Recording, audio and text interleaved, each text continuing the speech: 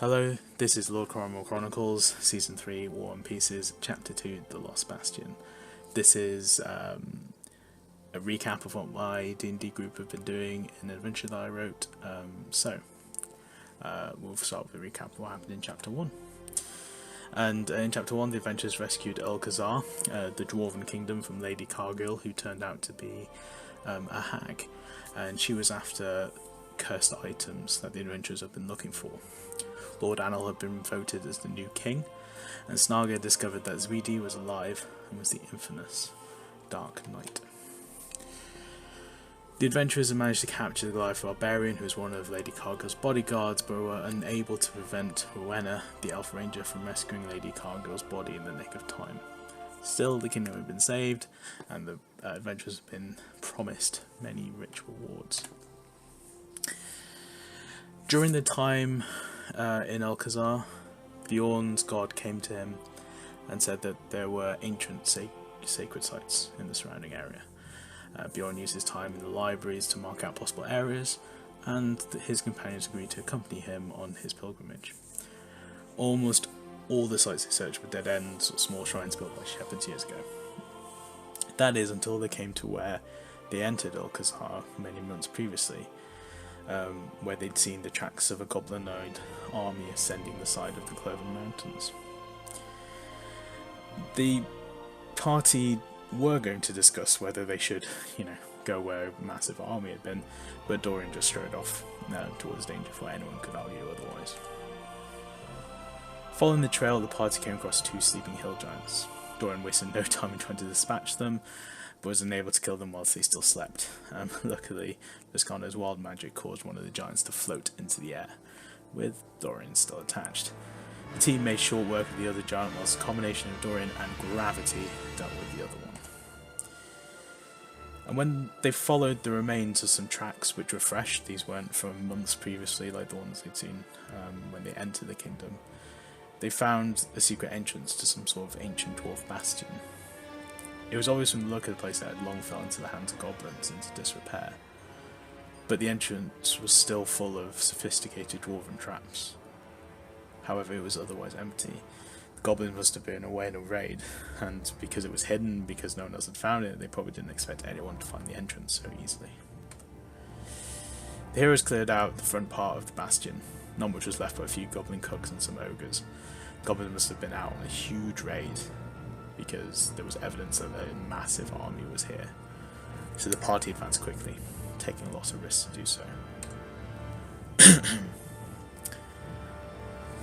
Deep inside the bastion, they found a hobgoblin HQ. They could tell it from the equipment, from the size of the armour, and various other clues that this operation was being led by hobgoblins and not goblins. There they found a military sand table with details of Goblin, Duergar and Drow forces ready to invade Murapur, and the surrounding areas from tunnels dug through the Underdark. However, the heroes were interrupted by the turn of the Goblin horde and forced to flee into Bastion in hope of an escape route. They destroyed the map, but luckily, Dorian has an eidetic memory. On the run from the horde, adventurers managed to find a secret tunnel, luckily, which led to underground caverns which hadn't been explored by the goblins. These were obviously built by dwarves though, because there was a mechanism that allowed them to climb down there, again dwarven wrought. Underneath there was a waterfall, and the party with an underground river, and the party decided to follow this underground river. There they came to a lake, and in the middle there was an island with a pedestal on it, and Bjorn recognised this was a holy site to Moradin, the chief deity of the dwarves. However, there was a missing statue to him that should have been there. The walls were covered in a magical moss that revitalises the weary, and on the island there were two humans chained to the pedestal. They called out for help, but Bjorn and Dorian were suspicious, and Bjorn managed to use magic to determine that they were in fact fiends, they were in fact hags. And from what they got before they killed them, these were the final two hags that were in the coven with Lady Cargill.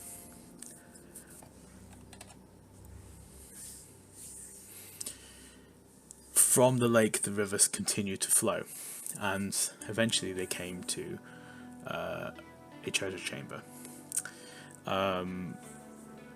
Whilst they were looking through the treasure, the party were ambushed by trolls, which were eventually defeated, but left the party severely wounded. On investigation, Bjorn found an anvil behind a waterfall with symbols of his unnamed god. There they found the skeletons of 2 humans, 2 elf-like creatures, a dwarf and a half-orc, which sort of freaked them out. All of them had magical items on them. Bjorn and Snaga in particular found items that resonated with them, and Bjorn helped Snaga forge an assegai using the magical properties of the anvil. And they managed to sleep under the protection of the unnamed god.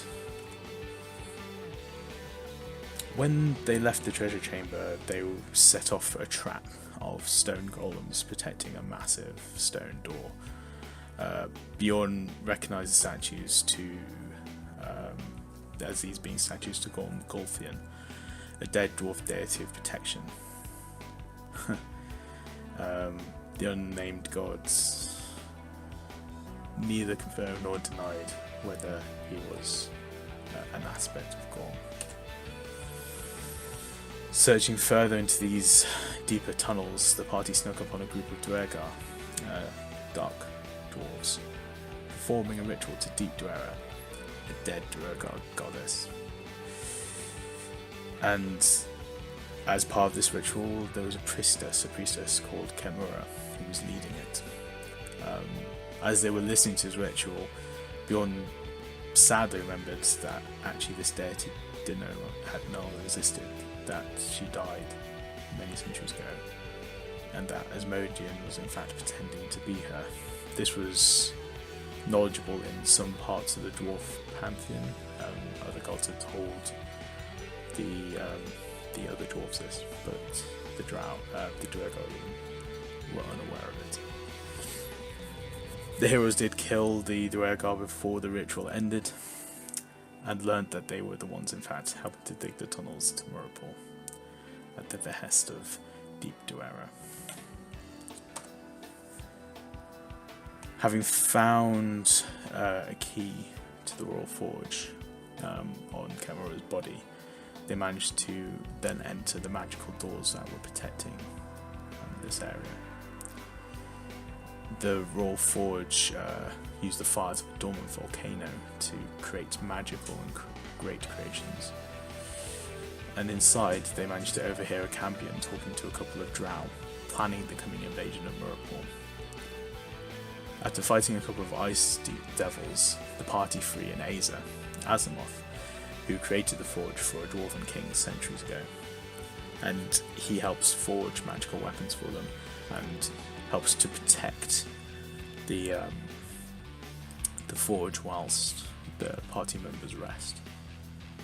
The heroes managed to send a message to Lord Coramoor detailing what they found, and a few hours later, with the help of Azimuth, who has plane-shifting properties, Lord Coramoor creates a teleportation link to retrieve the adventurers. And so I ended chapter 2. There's a couple of things not to forget that are on screen, and chapter 3 will be up soon.